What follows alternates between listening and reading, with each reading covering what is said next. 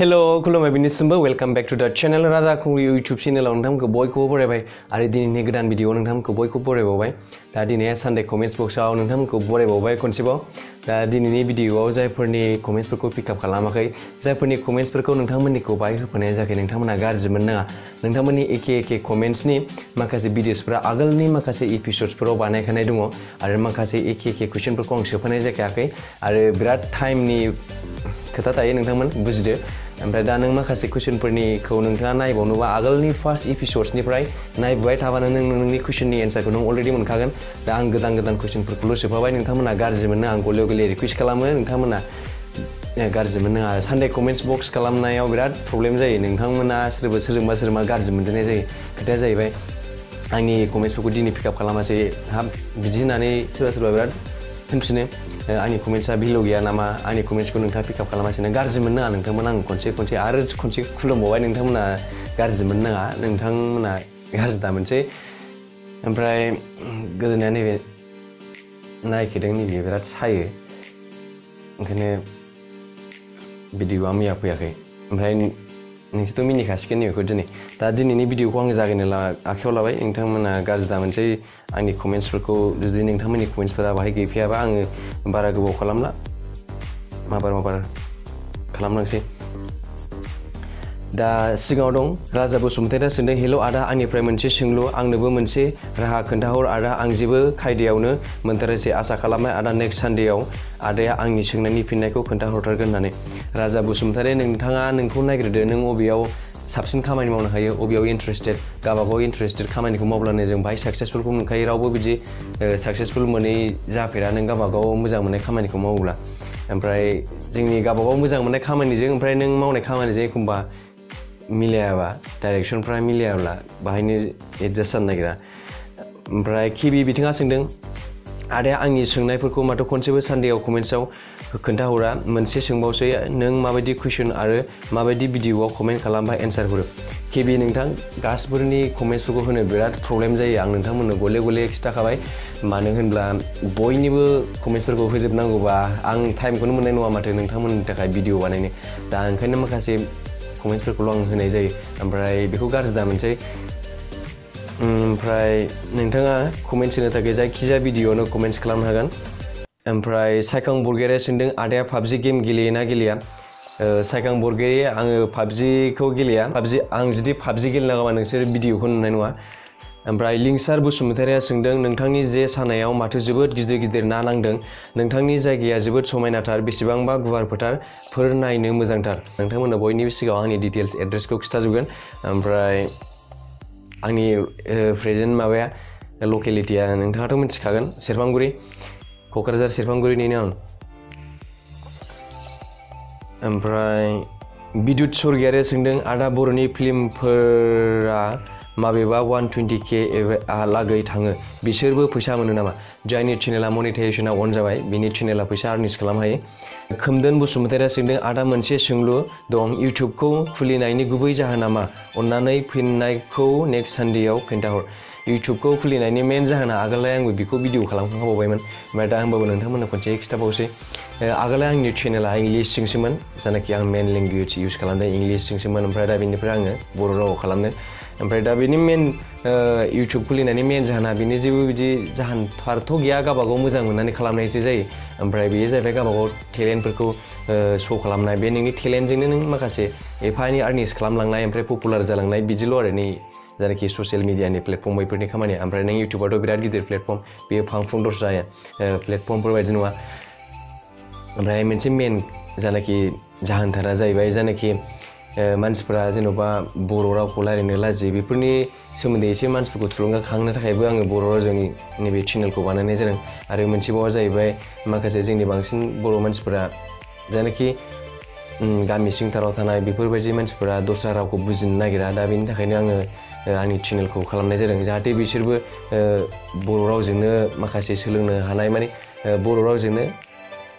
रावजोंनो भिडिअखौ नायनो हायो बिनि गेजेरजों थाखायनो जाहाथे बिसोरबो बर' रावजोंनो भिडिअसफोरखौ इउटिउबाव नायनो हायो दा बिनि थाखायनो आङो आंनि चेनेलखौ बानायनाय जादों ओमफ्राय देरहासार बसुमतारिया सोंदों बे कुइसनाव अनेक आं रिप्लाइ खालामखांखाबाय आरो दिनै खालामबावसै राजा खुंगुर फंबाय नोंना गार्लफ्रेन्ड दंना गैया बियो गैया नोंथां। ओमफ्राय कृष्णा बर'आ सोंदों आदा 125K भिउसआव बेसे डलार हाबो? कृष्णा बर' नोंथां भिउसनि जेबो खोथा गैया, डलार्सआ बेसेबां हाबनाय हाबै बेफोरनिया जेबो रेटआ फिक्सबो गैया। जेबो भिउसजों जोङो आर्निंसखौ खालामनो हाया, बेखौ खिन्थाबाय आं। जानाखि एडभार्टाइज फैयो बेनिफ्रायसो जों आर्निंस मोनो। ओमफ्राय सिजौसा आर बरगयारिया सोंदों गोदोना नायखेना दं नैबे बोरैबा खालामबा बिराद सायो। सिजौसा आर बरगयारि आजिखालि सुबुंफोरा ग्लबेलाइजेसन मुगायाव मानो गावजों गाव नायनो हालायै, सासेया सासेखौ नायनो हालायै, सोरबा सासे मानसिया सासे इउटिउबारखौ बोरै गाज्रि कमेन्ट होनो हायो? नों आदामोनखौ मानो मेगन नोजोर नाङो? जुदि बिदिब्ला गावबो इउटिउबनि नलेज दंब्ला खालामदोना, मानोथो गुबुननि जायैखौ मायैखौ बेफोरबायदि राव दिहुनो? आरो इउटिउबा मोनसे प्लेटफर्म, जायखौ मिथिनो लुबैयो बेखौनो हायो। दा बैसोर बादि मालायनि इउटिउबनि कन्टेन्टखौ मानो बखियो, मानो गाज्रि राव बाहायो? बिसोरखौ माबाफोर रावजों बा आदबजों सिरि थाहोनो हागोन नामा? आरो आजिखालि सुबुंफ्रा ससियेल मिडियाखौ मोजां खामानियाव बाहायनो रोंदिया। रिप्लाइ सिजौसा आर बरगयारि जायनाखि बिसोरो गुबुन गुबुन चेनेलनिफोराव थांनानै गाज्रि कमेन्ट्स खालामो, बैसोरबायदि मानसिफ्रा नों दुनियाव बेखौ फोजोबनो हाया। दस्रा मानसिफ्राबो थायो, खिन्थु जोंनि मानसिफोरा बिराद हिंसाया बारा, बेखौ आंबो एक्सपिरियेन्स मिथिखागौ। ओमफ्राय आं नोंथांमोननि सिगाङावसो माब्लाबाबो शेयार खालामफेराखैमोन। दा नोंथांनि कमेन्ट्सआ थिगानो जादों। ओमफ्राय जों जायनाखि इउटिउबारफोर बिसोरल' थार मोनो माबायदि मानसिफ्रा कमेन्ट्स खालामो। दा आं बेखौनो बुंनो लुबैयो, नोंथां इउटिउबार्सफोर सोरबा जुदि नायदोंब्ला, जोङो जायनाखि कमेन्ट्सफोर खालामो मानसिफोरा, बे कमेन्ट्सफोरखौ बाराद्राय सिरियास लानानै कन्टिनिउ कमेन्ट्सफोरखौ नायनो नाङा। ओमफ्राय कमेन्ट्सफोरखौ नों नायनोनो नाङा, साननैसोफोरजोंसो खनसे नायनांगौ, बेखौ आं खोन्थानो लुबैदों। मानो होनोब्ला नोङो कमेन्ट्स फरायनांगौबा एखमबा खर' गाज्रि जाजोबो। नों मानसिफोरनि कमेन्ट्स फरायनांगौबा सोरबा मोजां होनगोन, सोरबा गाज्रि होनगोन। ओंखायनो जायनाखि पाब्लिकफोरा कमेन्ट्स खालामो बेखौ सिरियास लानानैबो फरायनो नाङा। ओमफ्राय जायनाखि बिसोर कमेन्ट्स खालामदों, नोंखौ मा बुंदों बेखौ नों गोसोआव सिरियास लानो नाङा। ओमफ्राय मोनसे खोथायानो जाहैबाय, सोरबा जुदि गाज्रि कमेन्ट्स खालामोबा बैसोरबायदि कमेन्ट्स खालामग्रा मानसिफोरनि थाखाय नोंथाङा टाइम दिहुननो नाङा, टाइम दिहुननानै बिसोरनि थाखाय भिडिअ खालामनो नाङा। बेखौ आं बुंखाबावबाय। मानो जाय नोंखौ मोजां मोनो बैसोरनि थाखाय नोंथाङा भिडिअखौ खालाम, बेजोंनो नों साक्सेसफुल जाफैगोन। जायनाखि नोंखौ मोजां मोना बिसोरनि थाखाय नों मानो टाइम दिहुननो? दा बिनि थाखायनो नोंथांमोना आलदा भिडिअ खालामलायनानै हेटार्सफोरनि थाखाय बिदि भिडिअ खालामनो नाङा। बिदि खालामोबा नों बिसोरखौ रेसपन्स खालामनायसो प्रुफ जागोन। बिसोरखौ जुदि रेसपन्स खालामबा आरो उनाव बिसोरो फैफिनबावगोन नोंनि चेनेलावनो, साबस्क्राइब खालामनो थागोन बेयो, आरो नोंनि चेनेलाव फैनानै बिदि बुंफिनगोन। दा बेनिखायनो आं आसा खालामबाय, जायनाखि गाज्रि कमेन्ट्सफोर खालामो बिसोरनि सोमोन्दै नोंथाङा फकास खालामनाङा आरो बिसोरनि सोमोन्दै टाइम होनो नाङा। जुदि टाइम होयोबा, बुजिदो आं मा होनदों, टाइम होनो नाङा। जायनाखि नोंखौ मोजां सानो बिसोरनि थाखाय टाइम दिहुन, मोजां मोजां भिडिअ खालाम, आरो गोसोखौ दुरबल लानो नाङा। आरो बिसोरनि कमेन्ट्सफोरखौ सिरियासबो लानो नाङा, मोजां रोखोमनिबो नायनो नाङा। कमेन्ट्सफोरखौ बिदि दैलि नायबाय थानो नाङा। नों कमेन्ट्स नायबाय थायोबा भिडिअखौनो बानायनो गोसो गाज्रि मोनजोबो। नों साथाम साब्रैसोल' इउटिउबार दंखायो जोंनि बर'फोरनियाव। दा नोंथांमोन नायदोंब्ला नोंथांमोनाथ' मिथिखागौ माबायदि एक्सपिरियेन्स फैयो। ओमफ्राय बिसोर मा बुङो मा बुङा सिरियास लानानै नायनो नाङा। ओमफ्राय फोरमाय बसुमतारिया सोंदों आदा मोनसे भिडिअ आपल'ड खालामबा मासेबां MB थाङो? अननानै नेक्स्ट सानडे कमेन्ट्स बक्सआव नेनानै थाबाय। फोरमाय बसुमतारि, दस्राफोरनाथ' बेसेबां थाङो, आंनिया खिन्थु 10 मिनिट्सनि बारा जाबाथाय, 10 मिनिट्स माने 7 मिनिट्सनि बारा जाबानो 1.1 GB बारा जाखायो MBआ। ओमफ्राय दा नैबेथ' जुदि 15 मिनिट्ससो जायोबाथ' 2 GB बारगैखायो। जायखिजाया 5 मिनिटनि भिडिअआ बिदिनो 700-800 MB जाहैयो। बिराद खस्थ' जायो आपल'ड खालामनायाव। ओमफ्राय धनन्जय ब्रह्मआ सोंदों नोंथांनिसिम आंनि सिगां खनसे सोंथि, आं सानडे कमेन्ट्स बक्सनि गेजेरजों खोन्थाथारगोन। नोंथाङा भिडिअ सोफानाय मिउजिक अर कनसार्टफोरखौ मा एपनिफ्राय मोननो हागोन? धनन्जय ब्रह्म, बेखौ जों एपनिफ्राय मोननो हाया। जों माखासे इउटिउब चेनेल दंफैयो, जोंनो माखासे इउटिउब चेनेल दंखायो। माखासे इउटिउब चेनेलफोरा जायनाखि कन्टेन्ट क्रिएटर बिसोरनि थाखाय फ्रि मिउजिक होनाय दङ। माखासे नोङो एग्जाम्पल हिसाबै NCS मोनगोन, इउटिउब अडिअ लाइब्रेरि मोनगोन, ओमफ्राय नो कपिराइट मिउजिक, अनेक मा दं जायनाखि फ्रि मिउजिकफोर, बेफोरखौ कन्टेन्ट क्रिएटरफोरनि थाखाय होनाय जाखायो। दा बेखौ नोंथाङा थांनानै डाउनलड खालामनानै इउज खालामनो हायो। ओमफ्राय आरो जुदि नों फैसा होनानैबो नों माखासे वेबसाइटफोरनिफ्राय मिउजिकखौ लानो हायो। ओमफ्राय रिकआ सोंदों गेमिं स्ट्रिम खालामबा इउटिउबाव साक्सेस जागोन ना जाया? रिक नोंथां, गेमिंजोंबो अनेक साक्सेसफुल मानसिफोर दं। लाइभ स्ट्रिम खालामै बिसोरनाव बिराद बुरजा साबसक्राइबारबो जाफैबावो। गेमिंजोंबो बिराद दावखोनो हायो। जांगोल हान्टारा सोंदों आदा राजा आं नोंनाव मोनसे सोंथि सोंनो सानदों नों गेमिंनि मोनसे ब्लग खुलिनो सानदों दा बियो जाफुंगोन ना जाफुङा जाफुंगोन नोंथां ओमफ्राय नेरसोन बसुमतारी सोंदों आदा रस भिडिअ खालामब्ला मोजां जागोन ना जाया खोन्थाहरलाय नेक्स्ट सानडेआव नेरसोन बसुमतारी आंथ' बेखौ रिकमेन्ड खालामनो हानाय नङा नोंनि सायाव नाय नों बबेखौ खालामबा नों बांसिन मोजां भिडिअ खालामनो हागोन बेखौसो खालामनांगौ नों मालायफोरखौ नुनानै खालामब्रबनो नाङा नों मायाव इन्टारेस्टेड बबेयाव नों साबसिन टेलेन्ट दं बेखौसो खालामनांगौ ओमफ्राय मिजिं सरगयारिया सोंदों आदा नोंसोरनि क'क्राझाराव बिराद ना मोनो नामा औ मिजिं सरगयारि जायगा लायै जायगा ना मोनो ओमफ्राय अखा हायोबा नाया दै जिं जिङाव दावखोयो दाख्लि ना नांदोंमोन ना बे ना नांनाया अखा हानायखाय दै जिं दावखोदोंमोन दा बाहायनो मोन्दों आं नाखौ एसे बुरजानो ओमफ्राय बिबुंसार नार्जारि आइ लाभ इउ ब्र लाभ इउ टु ब्र ओमफ्राय बिकास बसुमतारी सोंदों आदानिसिम मोनसे सोंथि गार्लफ्रेन्डखौ इमप्रेस खालामनोब्ला बिनिफ्राय गासिबो अननायखौ बोरै मोननो हागोन बिलास बसुमतारी नोंथाङा इमप्रेस खालामनानै रावनिबो गोसोखौ नों देरहानो हाया नों मा मावदों नों जेन'बा नों माबायदि मानसि बेखौ नों गुबुननो प्रुभ खालामनानै नाङा नोंनि मावनाय दांनायानो अट'मेटिक प्रुभ खालामखागोन नोङो जेन'बा आं बिराद मोजांथार मानसि होननानै नोंखौ आर्टिफिसियेल प्रुभ खालामनानै लानो नाङा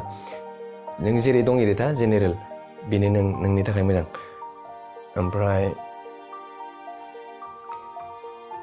ओमफ्राय रिंखां ब्रह्म सोंदों आदा नोंथांनि ब्लग नायब्ला आं इन्सपायार जायो आदा इउ आर स' ग्रेट आदा दिनै मोनसे सोंनाय नोंनि मेन भिलेज डिस्ट्रिक्ट आंनि नोंनि मेन डिस्ट्रिक्टआ अन्नानै पिकआप खालाम रिंखां ब्रह्म आंनि डिस्ट्रिक्टआ क'क्राझार ओमफ्राय लकेलिटिया जाहैबाय सेरफांगुरि ओमफ्राय बारसि बर'आ सोंदों गेमनि थ्रु बोरै खामायनो हायो गेमनि थ्रुयै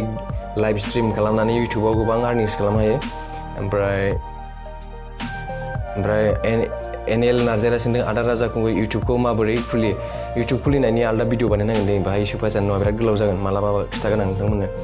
आलदा चेनेल खालामनो नागिरगासिनो आं टेकनिकेल चेनेल ओमफ्राय नैबेयाव एसे बुरजा साबसक्राइबार मोनाबा गोदान चेनेल खालामनाय बिराद दिगदार जायो ओमफ्राय आदा माथो ओमफ्राय दैथुन मोसाहारिया सोंदों हेल' आदा गावनि एकाउन्टनि बेलेन्सखौ मबाइलाव मारै नायनो हायो नोंथाङा नेट बेंकिंखौबो खालामनो हायो ओमफ्राय YONO बाहायबो नोंनि एकाउन्टनि बेलेन्सखौ चेक खालामनो हायो BBMC बिथाङा सोंदों फोजा बसुमतारी हेल' आदा आं फोजाखां बसुमतारी आं इयुनाव सासे भिडिअ एडिटर जानो गोसो माबोरै फरायनो गोनां ब्र आरो बबे आयदायाव गोसो होसोमनाया गोनां नेक्स्ट सानडेआव फिननायखौ मोनगोन होनना BBMC फोजा बसुमतारी नोंथाङा भिडिअ एडिटर जानो थाखाय नोंथाङा जुदि बेसिक नलेज थाखायोबा ट्रेनिं लालायलायनाङा कर्स लानांलाया खिन्थु नों प्रफेसनेल खालामथारोबा नों फिसा अनेक डिप्ल'माफोर लानो हायो ओमफ्राय आंथ' बिदि माबाया नोङो अनेक इउटुबाव माखासे भिडिअ एडिट खालामनायनि नोङो माखासे भिडिअसफोर मोनगोन बेनिफ्रायनो नों सोलोंनो हागोन प्रफेसनेलफोरखौबो नोङो नोंनि सफ्टवेयारनि सायावसो जायो ओमफ्राय नोङो भिडिअ एडिटर जायोबा नोङो माखासे सिनेमाफोरनि खेबनाय स्टाइल बोरै सिनेमाटिक शटखौ बोरै एडिट खालामो बोरै माबा खालामो बेखौ नों नायबाय थाबानो नों फल' खालामबानो रोंलाङो ओमफ्राय नों बे एडिट खालामनाय टेकनिकखौ बेसिकखौ रोंखायोबा जेबो गिदिर खोथा नङा नोङो कर्स लानांलाया हारसिंनो सोलोंनो हायो ओमफ्राय दनेश्वर बसुमतारी सोंदों नेक्स्ट सानडे कमेन्ट्स बक्सआव लाबोनायनि मिजिंजों माबोरै सोंथिया जाहैबाय इउटुबनि हेडक्वार्टारा बबेयाव दं दनेश्वर बसुमतारी इउटुबनि डिटेल्सनि सोमोन्दै खिन्थानाय मोनसे भिडिअ बानायखानाय दं इउटुबा मा होननाय आं गाहायाव लिंक होखाबाय नोंथाङा बेखौ थांनानै नायनो हागोन दनेश्वर बसुमतारी नोंथां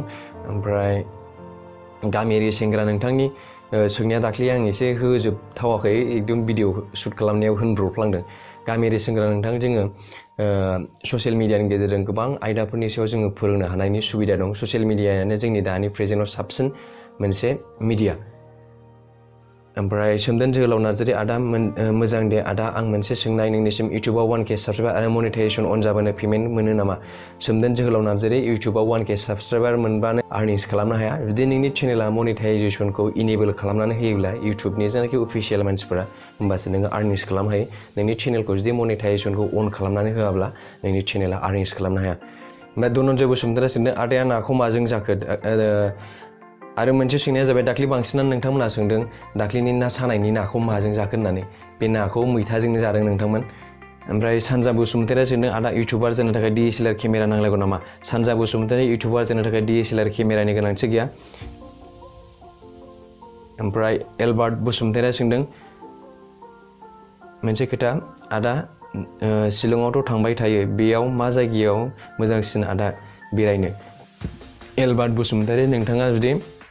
शिलंनि भिडिअसफोर नायनोबा आंनाव अलरेडि भिडिअ बानायखानाय दं आगोलनियाव थांनानै नायनो हागोन नों अबेखौ साबसिन मोजां मोनो बेनो बाहायनो गासिबो शिलंनि डिटेल्स भिडिअ दंजोबो माखासे जायनाखि टप टुरिस्ट स्पटफोर दं बैफोरो आंनाव भिडिअ दंजोबखायो नोंथाङा थांनानै अबेखौ फसायो बेखौ नायबानो जाहैबाय आं रिकमेन्ड खालामनायाथ' आंनि साबसिन मोजां मोननाय जायगाया लाइटलुम दाउकि बे बांलादेश बर्डार ओमफ्राय जायनाखि बे दाउकि रड ना बै जायनाखि शिलंनिफ्राय फैनानै जायनाखि दाउकि रड बेखौ आं बिराद मोजां मोनो जायगाया फिसा आरो खिन्थु ओरैबायदि मोजां रोखोमनि भिउ मोनगोन नों बेनिफ्राय दा नोंथाङा जुदि नायनोबा आंनाव भिडिअ दंखायो बेखौ नायनो हागोन टपेन खाख्लारिया सोंदों हेल' ब्र आंनि मोनसे सोंथि नोंनिसिम नों दा भिडिअसफोर ब्लग्स भिडिअ खालामनायाव मबाइलजोंनो खालामो नामा ग'प्र केमेरा लायाखै नामा ब्र लायाखैबा माब्ला लागोन मिथिनो मोनगोन नामा होनना बेजों नेना थाबाय टपेन खाख्लारि नोंथां आङो फनजोंनो दा जानाखि शुट खालामो दा फनजोंनो इडिट मा होनोमोनलाय भिडिअखौ शुट खालामथ'यो ओमफ्राय आङो ग'प्रखौ खालामथ'वाखै ग'प्र लाथ'वाखै ग'प्रखौ आं लानो सानदोंमोन ओमफ्राय जानाखि ग'प्र ना एक्सटार्नेल माइकनि जेक माबायाबो सोग्रा डाइरेक्ट गैया एडाप्टारसो लगायनांगौ मथा मथि ग'प्र लायोबा ब्लगिं सेटआप बानायनो थाखाय 40,000 थांनो नागिरो 40,000 थांनो नागिरो ओमफ्राय DSLR आव जुदि ब्लगिं सेटआप खालामोबा 60,000 नांगौ जायो आरो दा बेनि थाखायनो आङो दा फनजोंनो खालामो ओंखायनो आं उनाव जुदि गोजौ दावखोलाङोबा आं DSLRनि सेटआपखौ खालामगोन 60,000नि बाजेटाव दा दिनैनि भिडिअखौ आं बाहायनो फोजोबनो सानबाय जायनिफोरनि कमेन्ट्सखौ होआखै नोंथांमोना गाज्रि मोनना होननानै आं मिजिंथिबाय सानडे कमेन्ट्स बक्स खालामबा मानसिफोरजों गाज्रि मोनजेननायसो जाबाय आंनि कमेन्ट्सफोरखौ पिक आप खालामाखै होननानै दा दिनैनि भिडिअखौ आं बाहायनो फोजोबनाय जाबाय गोजोननाय मोननिसिमबो बाय बाय